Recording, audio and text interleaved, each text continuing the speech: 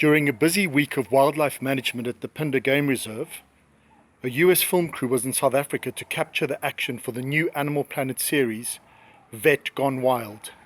I recently caught up with US film producer Grady Candler to talk about his filming experience at our Phinda Wildlife Research Project.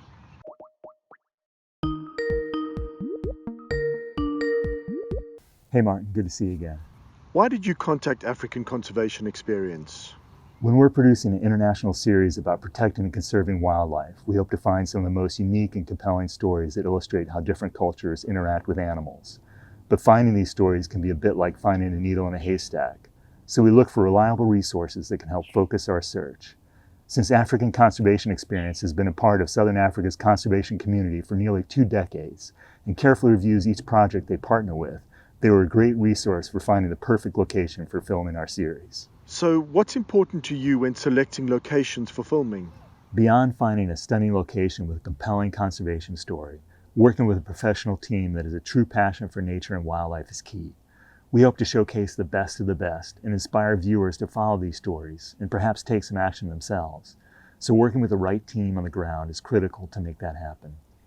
Viewers can feel the passion and professionalism of the team, and you need a dedicated team that will be willing to put up with the burden of dragging a film crew around the bush in addition to doing their usual work. What other things are important in terms of producing a nature or wildlife program or documentary? Good local intel is incredibly important for producing nature and wildlife programs. Where's the best location? What's the best time? When is the best weather and light?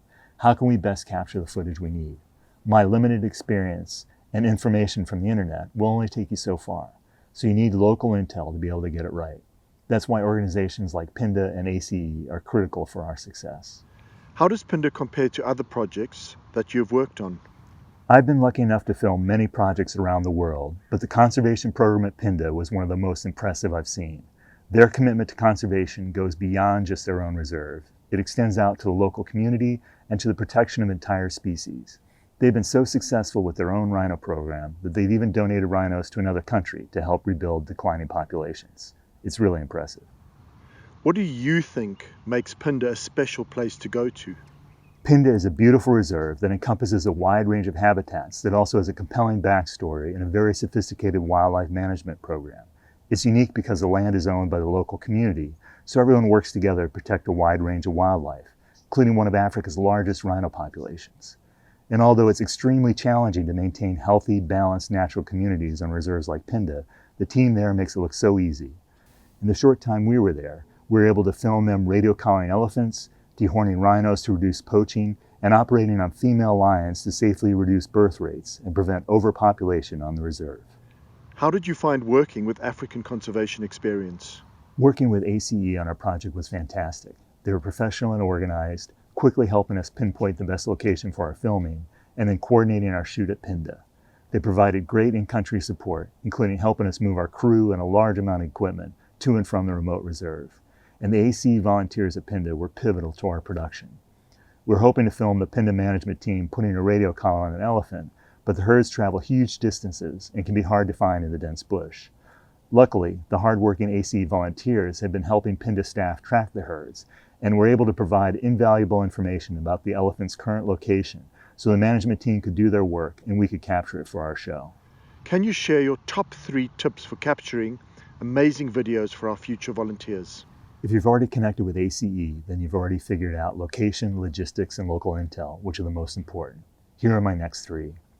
First, make the extra effort.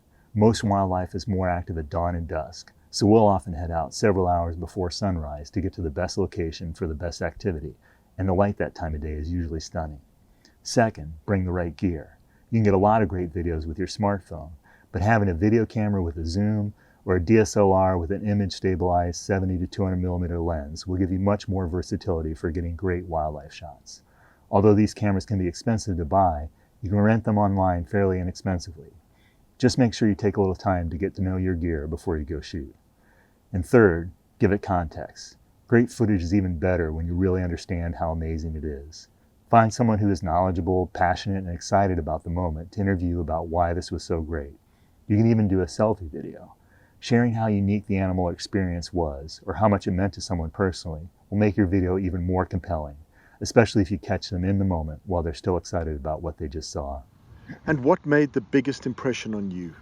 For me, almost every day on the job is a gift, as I often get to be in spectacular locations, working with incredible conservationists, interacting with amazing wildlife.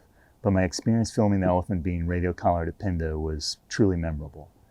After crashing through dense brush on foot to quickly find an elephant that had been sedated from the air, we came upon this massive animal laying on the ground. As we continued to film and the Pinda team quickly went to work to install the collar and perform some baseline health assessments, I was standing just a few feet from this impressive animal. The team carefully laid out its trunk to make sure it was breathing freely, and I could hear the airflow in and out of its nostrils with each breath. I've had many opportunities to observe and interact with wildlife, but never have I felt so close to a wild animal, and it's an experience I'll never forget. If you would like to get involved in our Pinda project or any of our other projects, you can find more information on our website, conservationafrica.net, or on our social media channels. Thank you for watching.